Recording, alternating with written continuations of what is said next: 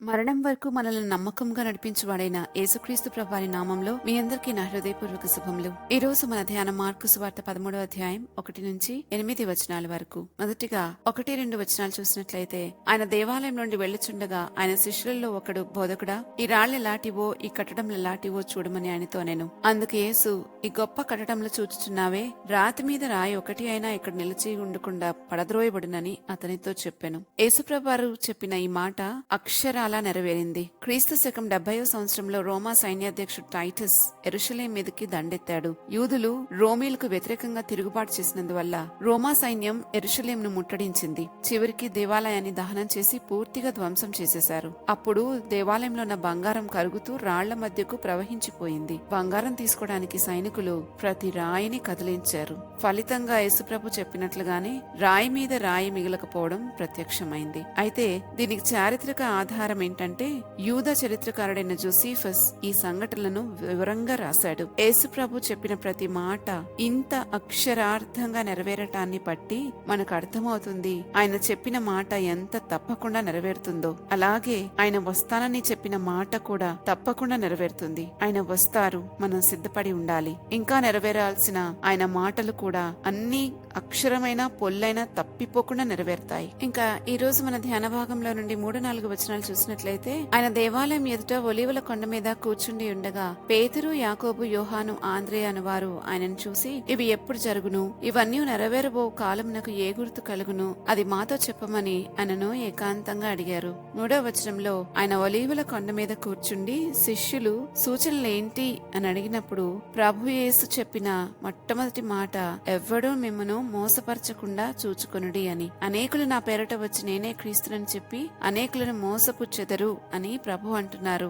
మనందరికీ తెలుసు, ఈ అంత్య దినాలలో అంటే ఈ చివరి రోజుల్లో ఎంతగా మోసపూరితమైన బోధలు జరుగుతా ఉన్నాయో. మోసం చేసేవారికి కూడా తెలియదు, ఆ బోధలు చేసేవారికి కూడా తెలియదు వారు మోసపూరితమైన బోధలు చేస్తున్నారు అని. సత్యం నుంచి ప్రక్కకు తొలగిపోయి చాలా అసత్యమైన బోధల మధ్యలో క్రైస్తవ లోకం ఉండటం మనం గమనిస్తున్నాం. యేసుప్రభు వారు మొట్టమొదటిగా మనల్ని హెచ్చరించిన మాట ఇది. అయితే ఏ విధంగా మనం మోసపోతామో వాక్యం మనకు చాలా స్పష్టంగా చెప్తుంది. నేను అనేక సార్లు ఈ విషయాన్ని మీతో పంచుకున్నాను. అయితే మరొకసారి ఆ విషయాలన్నింటినీ చూద్దాం. 1, సూచక్రియలు మహత్కార్యాల ద్వారా మోసపోతామని వాక్యం సెలవిస్తా ఉంది. మత్తయి సువార్త 24 వచనంలో. ఎందుకంటే ఇవి అందరూ చేస్తారు. ఎవరైనా ఈ సూచక్రియలు మహత్కార్యాలు ఈవెన్ మెజిషియన్స్ చేయగలరు. కానీ ఒక్క మారుమనసు అనే అద్భుతం మాత్రమే యేసుప్రభు ద్వారా తప్ప మరి ఏ విధంగానది జరగదు. ఒకరు మారుమనసు పొందుకున్నారు అని అంటే వారు యేసుక్రీస్తు ద్వారానే అది పొందుకోవడం సాధ్యమవుతుంది. అందుకే మారుమనసు అనేది ఒక మహత్తరమైన అద్భుతమని నేను నమ్ముతాను. 2, అబద్ధ ప్రవక్తల ద్వారా. యోహాను మొదటి పత్రిక 4వ వచనంలో రాస్తున్నాడు, అనేక మంది అబద్ధ ప్రవక్తలు బయలుదేరి ఉండగా ఏ ఆత్మ ఎటువంటిదో మనము పరీక్షించి తెలుసుకోవాలి అని. కాబట్టి ఆత్మను పరీక్షించి తెలుసుకోవాలి అని అంటే ఎలా పరీక్షించాలో కూడా లేఖనాలు స్పష్టంగా చెప్తూ ఉన్నాయి. వారి ఫలము వలన మీరు వారిని ఎరుగుదురు అని. తర్వాత 3వది, తత్వజ్ఞానాన్ని తీసుకుని వచ్చి వాక్యానికి ఆపాదించటం. నిజంగా వాక్యంలో విస్మరించి అసలు ఆ తత్వజ్ఞానాన్ని తీసుకుని వచ్చి వాక్యము ద్వారా బోధించటం అనేది ఒక అసత్యమైన బోధ. కొలస్సీలకు రాసిన పత్రిక 2వ అధ్యాయం 8వ వచనంలో మనం స్పష్టంగా ఈ వాక్యాన్ని చూడగలుగుతాము. ఎప్పుడైనా సరే వాక్యము మన తత్వాన్ని బయటపెడుతుంది. బయట రాసిన పుస్తకాల ద్వారా తీసుకుని వచ్చి వాటిని వాక్యంతో సరిపోల్చటం కరెక్ట్ కాదు. ఎందుకంటే మనకు అన్ని విషయాల్లోనూ ప్రామాణికం వాక్యమే, దేవుని లేఖనాలే. 4వది, వ్యర్థమైన మాటల వలన మోసపోతామని ఎఫెసీయులకు రాసిన పత్రిక 5వ అధ్యాయం 6వ వచనంలో మనం చూస్తాం. అసలు విషయం అంటే ఆత్మ సంబంధమైనవి చెప్పకుండా పనికిరాని మాటలు అంటే శరీర సంబంధమైనవి చెప్పి అవే ఆత్మ సంగతులు అన్నట్లుగా మోసపుచ్చుతూ ఉంటారు. యేసుప్రభు అన్నారు, నా మాటలు ఆత్మయు జీవమై ఉన్నాయని. కాబట్టి వాక్యం ఎప్పుడు కూడా ఆత్మ సంబంధమైనది గాను, ఆత్మానుసారమైనది గాను, ఆత్మను వెలిగించేది గాను, ఆత్మలో జీవమిచ్చేది గాను ఉంటుందే తప్ప శరీరాన్ని బలపరిచి, శరీరాన్ని ఉద్రేకపరిచి, శరీరాన్ని ఆశల్లోకి నెట్టివేసే రకంగా దేవుని వాక్యం ఎప్పుడు ఉండదు అనేది మనం గ్రహించాలి. 5వది, కల్పింపబడిన ఉపదేశముల వలన అని ఎఫెసీయులకు రాసిన పత్రిక 4వ అధ్యాయం 14వ వచనంలో మనం చూస్తాం. వాక్యాన్ని వాక్యమే వివరించాలి. ఈ కనీస జ్ఞానం లేక ఏవో కల్పించుకుని బోధ చేసే వారి దగ్గర చాలా మోసగించబడతాము. ఎందుకంటే దేవుని ఆత్మ సంబంధమైన సంగతులు ఆత్మ ద్వారానే గ్రహించగలమని కొరింథీయులకు రాసిన మొదటి పత్రిక 2వ అధ్యాయంలో మనం చూస్తాం. కాబట్టి దేవుని వాక్యాన్ని మన సొంత జ్ఞానంతో లేకపోతే శరీర సంబంధమైన విషయాలతో లోకానుసారంగా పోల్చి చెప్పాలని ప్రయత్నం చేస్తే అందులో జీవం ఉండదు అనేది మనం తప్పకుండా గ్రహించాలి. ఒకవేళ ఇటువంటి బోధన మనం వింటూ ఉంటే జాగ్రత్తగా ఉండాలి. ఎవరూ మోసగించకుండా మనల్ని మనమే కాపాడుకోవాలని ప్రభు స్పష్టంగా చెప్తా ఉన్నారు. ఇంకా 6వ విషయానికొస్తే కల్పనా వాక్యములు అంటే లేని వాక్యాన్ని ఉన్నట్లుగా చెప్పు అబద్ధ బోధకుల వలన మోసగించబడతామని పేతురు రాసిన 2వ పత్రిక 2వ అధ్యాయం 3వ వచనంలో మనం చూస్తాం. 7వది హితబోధన సహింపక తమ స్వకీయ దురాశలకు అనుకూలమైన బోధకులను పోగు చేసుకోవడం వలన. ఇది ఎవరికి వారే అటువంటి బోధకులను పోగు చేసుకుంటారని తిమోతికి రాసిన 2వ పత్రిక 4వ అధ్యాయం 3వ వచనంలో మనం చూస్తాం. 8 సత్యమునకు చెవినీయక కల్పన కథల వైపు తిరిగి తమను తామే మోసపుచ్చుకోవడం వలన దేవుని వాక్యం నుంచి తొలగిపోతారని అంత్య దినములలో తిమోతికి రాసిన 2వ పత్రిక 4వ అధ్యాయం 4వ వచనంలో మనం చూస్తాం. 9వది మోసగాండ్రగు పనివారు అంటే సాతాను పరిచారకులు నీతి పరిచారకుల వేషము ధరించుకునే వారి వలన కూడా మనం చాలా మోసగించబడతాము. ఈ విషయాన్ని కొరింథీయులకు రాసిన 2వ పత్రిక 11వ అధ్యాయం 13 నుంచి 15 వచనాల్లో మనం చూస్తాం. ఇక 10వది లోక జ్ఞానము చేత అంటే బైబిల్లో చెప్పబడిన వాటిని లోక జ్ఞానంతో పోల్చి చూస్తుండటం వలన మనల్ని మనమే మోసపుచ్చుకుంటామని కొరింథీయులకు రాసిన మొదటి పత్రిక 3వ అధ్యాయం 18వ వచనంలో మనం చూస్తాం. ఇక చివరిది 11వది దైవ జ్ఞానము లేనందువలన మనం మోసపోతాం. హోషేయ పుస్తకం 4వ అధ్యాయం 6వ వచనంలో స్పష్టంగా చెప్పబడింది, నా జనులు జ్ఞానము లేక నశించిపోతున్నారు అని. కాబట్టి ఎవరైనా దైవ జ్ఞానం లేకపోతే తప్పకుండా నశించిపోతారు. కాబట్టి దైవ జ్ఞానాన్ని సంపాదించడానికి దేవుని యొక్క అలవాటులు, దేవుని యొక్క మనస్సు, దేవుని యొక్క స్వభావము వాటన్నిటినీ కూడా మనం ఎరిగి ఉంటే ఆయనతో చక్కగా సహవాసం చేయగలం. ఒకవేళ అలా లేకపోతే మాత్రం మనం అనుకుంటున్న క్రీస్తు వేరై ఉంటాడు, అసలైన దేవుని స్వభావం వేరై ఉంటుంది. సో దానికి దీనికి వ్యత్యాసం ఉన్నప్పుడు ఖచ్చితంగా మనమైతే మంచి ఫలాన్ని ఫలించలేము. వీటి బారిన పడిన వారి జీవితాలలో ఆత్మఫలం అస్సలు ఉండదు.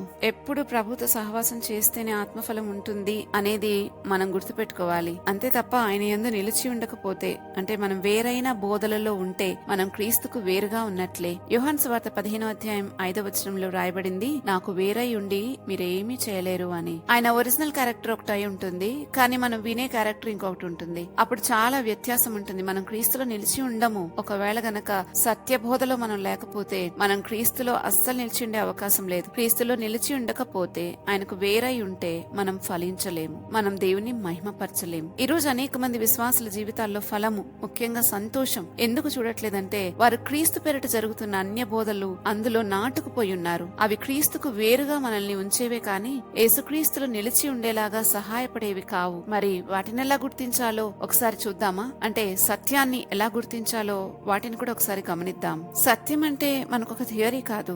సత్యం అంటే మనకొక వ్యక్తి. ఆయనే యేసు ప్రభువారు. ఆయన చెప్పారు, నేనే సత్యము అని. కాబట్టి ఆయనతో మనం ఉంటే సత్యంలో మనం ఉన్నట్లే. సత్యమైన బోధ ఎప్పుడు జీవితంలో మంచి ఫలాన్ని అంటే ఆత్మ ఫలాన్ని ఉత్పత్తి చేస్తుంది. ఆత్మఫలం అంటే తెలుసు కదా, ప్రేమ, సంతోషం, సమాధానం, దీర్ఘశాంతం మొదలైనవన్నీ కూడా గలతీయులకు రాసిన పత్రిక 5వ అధ్యాయం 22వ వచనంలో పేర్కొనబడిన ప్రతి ఫలాన్ని అది మనలో పుట్టిస్తుంది. సత్యం ఎప్పుడు కూడా ఆయన నేనే సత్యం అన్నారు. పరిశుద్ధాత్మను గురించి చెప్పేటప్పుడు కూడా సత్య స్వరూపైన ఆత్మ అని చెప్పారు. తండ్రిని గురించి మాట్లాడేటప్పుడు కూడా నీ వాక్యమే సత్యము అని చెప్పారు. కాబట్టి ఎప్పుడు కూడా సత్యము అనే మాటను మనకి జ్ఞాపకానికి తెచ్చినప్పుడల్లా మనం గుర్తుపెట్టుకోవాలి, మనం ఒక థియరీనో థియాలజీనో చదవట్లేదు, ఒక వ్యక్తిని గురించి మనం మాట్లాడుకుంటున్నాము అని. కాబట్టి సత్యంలో మనం ఉన్నాము అని అంటే ఖచ్చితంగా మంచి ఫలం మనలో మొట్టమొదటిగా పుట్టిస్తుంది. రెండవదిగా క్రీస్తు యేసు కలిగిన మనస్సు మనలో పుట్టిస్తుంది. సత్యబోధ ఎప్పుడు కూడా మనలో క్రీస్తు యేసు కలిగిన మనస్సు మనలో ఉత్పత్తి చేస్తుంది. మూడవది సత్యమైన బోధ ఎప్పుడు మనల్ని పైనున్న వాటి మీద ఆసక్తిగా ఉండనిస్తుంది. పరసంబంధమైన విషయాల మీద ఈ మన ఆసక్తిని ఉంచి లోకాశల నుండి దురాశల నుంచి మనల్ని విడిపిస్తుంది. ఈ విషయాన్ని గుర్తుపెట్టుకోవాలి. ఎందుకంటే మనము సత్యము అంటే యేసుప్రభు వారే కదా. ఆయన మనకొక హెచ్చరిక చేశారు. కొలస్సీయులకు రాసిన పత్రిక 3వ అధ్యాయం 2వ వచనంలో, పైనున్న వాటి మీదే గాని భూ సంబంధమైన వాటి మీద మనస్సు పెట్టుకొనుకుడి, ఎలైనగా మీరు మృతి పొందితిరి, మీ జీవము క్రీస్తుతో కూడా దేవుని యందు దాచబడి ఉన్నది అని. ఇంకా 4వదిగా మన గురి మనుషుల మీద నుండి క్రీస్తు మీదకు మళ్లిస్తుంది సత్యమైన బోధ. 5వది సత్యబోధలో ఉన్నప్పుడు మాత్రమే పరిశుద్ధాత్మ యొక్క నడిపింపులో ఉండగలుగుతాం. ఎందుకంటే అప్పుడే మనకు ఆయన నడిపింపు ఏంటో అర్థమవుతుంది గనక. ఒకవేళ ఆయన నడిపించడానికి ప్రయత్నం చేసినా మనం అర్థం చేసుకోక మనం అన్యునితో ఉన్నట్లుగా ఉంటాము.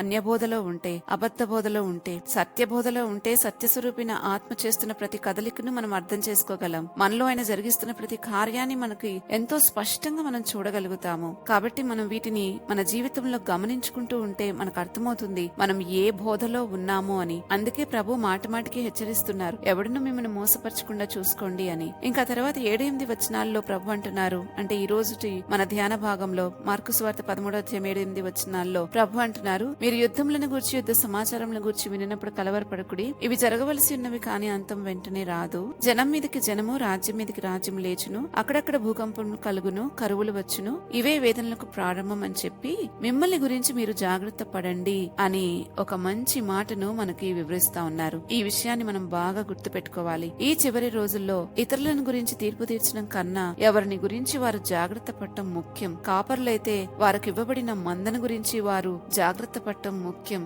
ఏ పనికి పిలువబడిన వారైతే ఆ పని అప్పగించబడిన పనిని గురించి జాగ్రత్త పడటం ముఖ్యం. అంతేకాని వాళ్ళేం చేస్తున్నారు వీళ్ళేం చేస్తున్నారు అనేది మనకి ప్రాముఖ్యమైన విషయం కాదు. మనం ఎలా ఉన్నాము, మనకు అప్పగించబడిన పనిని ఎంత మాత్రం చేస్తున్నాము, ఎలా చేస్తున్నాము అనేదే మనకు ముఖ్యమైన విషయం. ఈ హెచ్చరికను పెడచెవిన పెట్టక మనల్ని మనం పరిశీలించుకుంటూ ప్రార్థన చేసుకుందామా. మరణం వరకు మమ్మల్ని నమ్మకముగా నడిపించబడబడిన మా దేవానికి స్తోత్రాలు చెల్లిస్తున్నాము ప్రభా. ఈ చివరి రోజుల్లో మేమెంతో మోసపూరితమైన బోధల గుండా వెళ్తూ ఉండగా అయ్యా మా చుట్టూ అనేకమైన అసత్య బోధలు జరుగుతూ ఉండగా నా ప్రభా దయచేసి మాకు జ్ఞానాన్ని దయచేయండి, జ్ఞానం ఇవ్వండి అయ్యా. ఏది సత్యమో ఏది అసత్యమో గుర్తుపట్టగలిగిన జ్ఞానము దయచేయమని ప్రార్థిస్తూ ఉన్నాం. మేము ఎవరి చేత మోసగించబడకుండా మమ్మల్ని కాపాడమని, కావలసినంత వివేకము, తెలివి, బుద్ధి జ్ఞానములు దయచేయమని ప్రార్థిస్తున్నాము ప్రభా. పరిశుద్ధాత్మ నడిపింపును దయచేయండి. నీ రాకడ కొరకు మేము సిద్ధపడి నిరంతరము నీ చిత్తమే చేయలాగున ప్రభా మమ్మల్ని నా తండ్రి నీ ఆత్మతో నింపమని ప్రార్థిస్తూ ఉన్నాను. వాక్యము చదివినప్పుడు నాయన దాన్ని సరియైన రీతిగా అర్థం చేసుకోవడానికి సహాయం చేయండి. నీ మనసు ఎలాంటిదో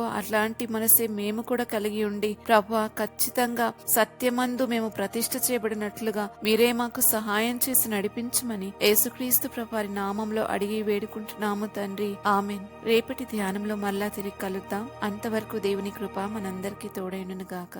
ఆమెన్.